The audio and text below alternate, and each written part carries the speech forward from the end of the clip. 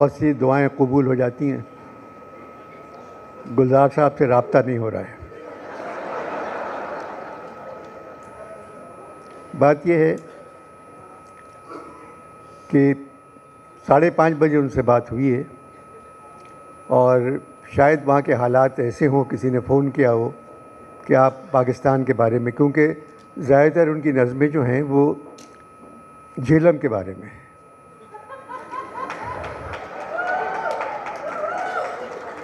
उनकी किताब जो है अभी छपी है, उनकी कुलियात, उसमें 27 नज़में दीने के बारे में। उनका गांव था झेलम में, उसको याद करते हैं। और बॉर्डर पे पहुँचे तो एक नज़म लिख दी, इस मोड़ से जाते हैं, कुछ ये बॉर्डर पे लिखी है वाघा के उन्होंने। फिर सारी नज़में झेलम के बारे में हैं। और अगर वो झेलम से नहीं जाते तो आज रिटायर्ड जनरल होते।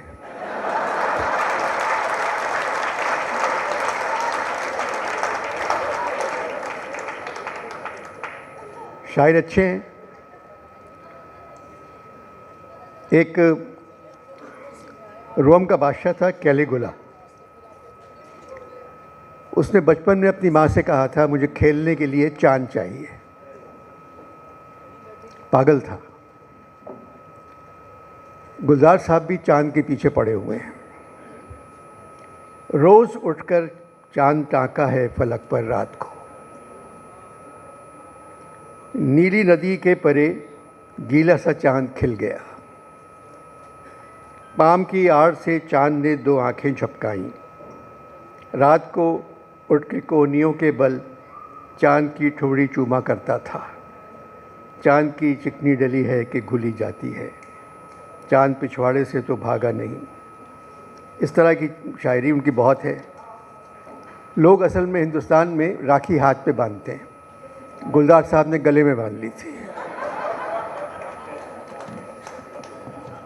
मगर शायरी भी बहुत लिखी है राखी के लिए उन्होंने, बहुत अच्छी है। मुख्तलिफ शायरी है उनकी, गीत बहुत अच्छे हैं। पहला गीत जो उनका था फिल्मों का, 1963 में लिखा था उन्होंने, मोरा गोरा अंग लैले मोहे शाम रंग दई दे, छुप जाऊंगी रात ही में मोहे पी का संग दई दे। ये पहला गीत था गुलजार का।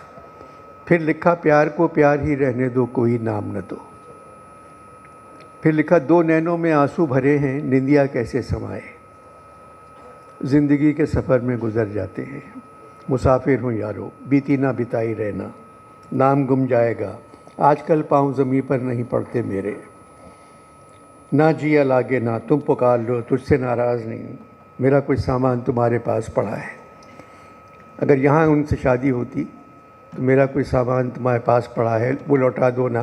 तो उसमें fridge, air conditioner, jewellery, carpet,